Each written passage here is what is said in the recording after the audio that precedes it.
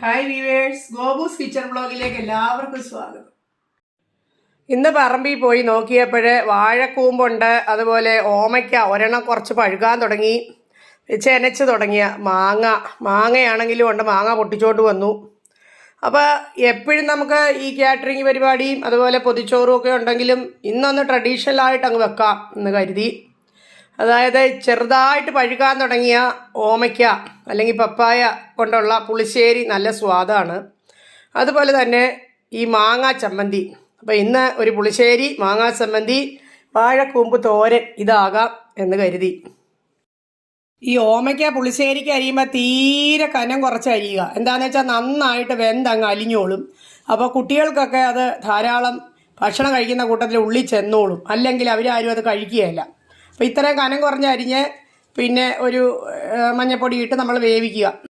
പുളിശ്ശേരിക്ക് അരയ്ക്കാനായിട്ട് കുറച്ച് നാളികേരവും ജീരകവും എടുത്തിട്ടുണ്ട്. ഇനി നമ്മൾ പച്ചമുളക് അതിൽ കീറി ഇടുകയും ചെയ്യും, മുളക് പൊടി ഇടുകയും ചെയ്യും. അത് മതി. ഈ ഓമയ്ക്ക കഷ്ണങ്ങൾ കയ്യിൽ കൊണ്ടൊന്ന് ഉടച്ചതിന് ശേഷം നല്ല വെണ്ണ പോലെ അരച്ച നാളികേരവും ജീരകവും ചേർത്തു. ഇനി നമ്മൾ മുളക് പൊടിയും പച്ചമുളകും ഒക്കെ ചേർത്ത് ഒന്ന് തിളപ്പിക്കുകയാണ്. ഇതിലേക്ക് ആവശ്യത്തിന് മുളക് പൊടിയും പച്ചമുളകും ചേർത്തു. ഞാൻ കുറച്ച് മുമ്പ് കുറച്ച് ഉപ്പ് ഇട്ടിരുന്നു, അപ്പോൾ ഉപ്പും ചേർത്തിട്ടുണ്ട്. ഇനി ഇളക്കി നന്നായിട്ട് തിളപ്പിക്കാം. ഇതിലേക്ക് നമുക്ക് നല്ല കട്ട മോര്, തൈരൊന്ന് ഉടച്ചു, അതാണ് ആവശ്യത്തിന് ചേർക്കുക. അധികം പുളിയില്ലാത്തതാണ്. അപ്പം ഞാൻ ഒരു 3/4 കപ്പോളം ചേർത്തിട്ടുണ്ട്.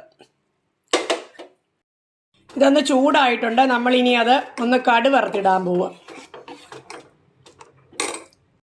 കറിയിലേക്ക് നമ്മൾ കടുക് വറുത്തിടുകയാണ്.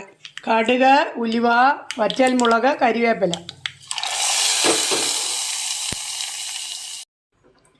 ഈ ഓമയ്ക്ക പുളിശ്ശേരി നിങ്ങൾ വെച്ച് നോക്കുക തന്നെ വേണം, എന്നാലേ അതിൻ്റെ ടേസ്റ്റ് അറിയുള്ളൂ. ഭയങ്കര ടേസ്റ്റാണ് കേട്ടോ.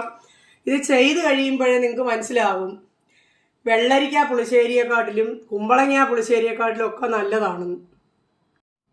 ഈ പുളിശ്ശേരിയുടെ പ്രത്യേകത എന്ന് വെച്ചാൽ ഇതിന് കുറച്ചുകൂടെ വൈറ്റമിനും ഒക്കെ ഉണ്ട്, ഓമയ്ക്ക ആയതുകൊണ്ട്. പിന്നെ ഒരു വ്യത്യസ്തമായ സ്വാദ്. അത് ചെയ്ത് നോക്കുക. ഇനി നമ്മൾ അടുത്ത ഐറ്റത്തിലോട്ട്.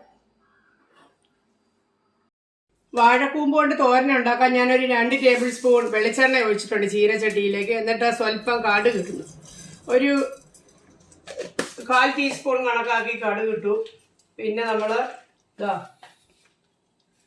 ഇതിലേക്ക് വറ്റൽമുളക് ഇടുന്നു. 2 അതള് കരിവേപ്പിലയും കൂടി ഇടാം. കടുക് പൊട്ടിക്കഴിഞ്ഞപ്പോൾ അതിലേക്ക് ചെറുതായിട്ട് അരിഞ്ഞു വെച്ച കൊച്ചുള്ളിയും അതുപോലെ തന്നെ സ്വല്പം ഇഞ്ചിയും കൂടെ നമ്മൾ ഇതിലേക്ക് ചേർക്കും. ചെറിയൊരു കഷ്ണം ഇഞ്ചി മതി. എന്നിട്ട് ഇളക്കി യോജിപ്പിക്കുക, നല്ലതായിട്ട് വഴറ്റിയെടുക്കുക. ഞാൻ ഈ കൂമ്പ് കൊത്തി അരിഞ്ഞ് വെച്ചതിൽ ഞാൻ മഞ്ഞൾപ്പൊടി ഇട്ടിട്ടുണ്ടായിരുന്നു. അപ്പോൾ ഇതിലേക്ക് നമ്മൾ ചേർക്കുക.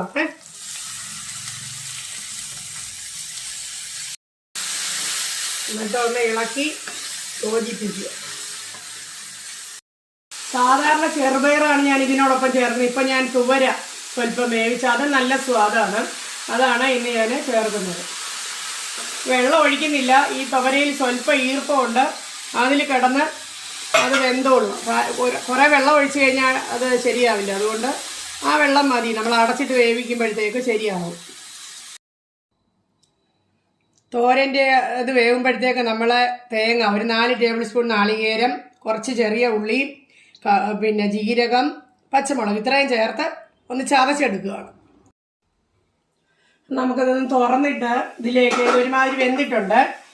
അപ്പോൾ ഇതിലേക്ക് നമുക്ക് ഈ ചതച്ചെടുത്ത നാളികേരവും പച്ചമുളകും ഒക്കെയുള്ള ഒരു മിശ്രിതം അങ്ങോട്ട് ചേർക്കാം. ഇതിലേക്ക് ഞാൻ ഉപ്പ് കൂടെ ചേർക്കുവാണ്. ഒരു 3/4 ടീസ്പൂൺ ഉപ്പ് ചേർക്കുന്നുണ്ട്. ഒന്നുകൂടി ഇളക്കി യോജിപ്പിച്ചിട്ട് നമ്മൾ ഒന്നുകൂടെ അടച്ചിടാം. ഒരു 2-3 മിനിറ്റ് കഴിയുമ്പോൾ നമുക്ക് എടുത്ത് ഉപയോഗിക്കാം. തോരൻ റെഡി ആയിട്ടുണ്ട്. ഇത് ശരിക്കും പറഞ്ഞാൽ പൊട്ടാസ്യം സമ്പുഷ്ടമാണ്. ഏത്തക്കായിലുണ്ടല്ലോ പൊട്ടാസ്യം, അപ്പം കായിലൊക്കെ ഈ പൊട്ടാസ്യം ഉണ്ട്.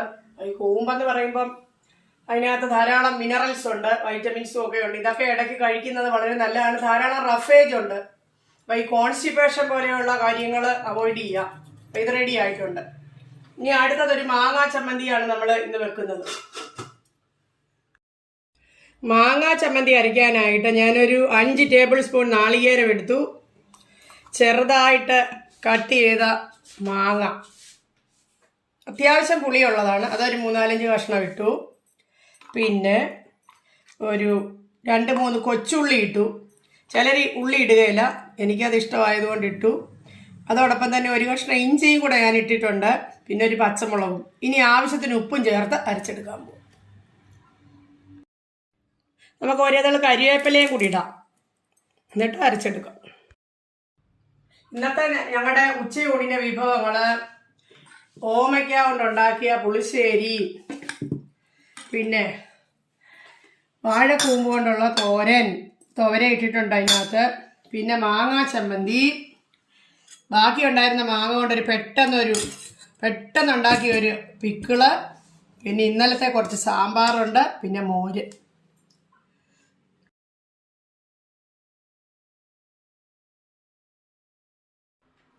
ഞങ്ങളുടെ ചാനൽ കാണുകയും സബ്സ്ക്രൈബ് ചെയ്യുകയൊക്കെ ചെയ്യണം. വീഡിയോ ഇഷ്ടപ്പെട്ടെങ്കിൽ ലൈക്ക് ചെയ്യണം. അടുത്ത ഒരു വീഡിയോയുമായിട്ട് ഉടനെ തന്നെ വരാം.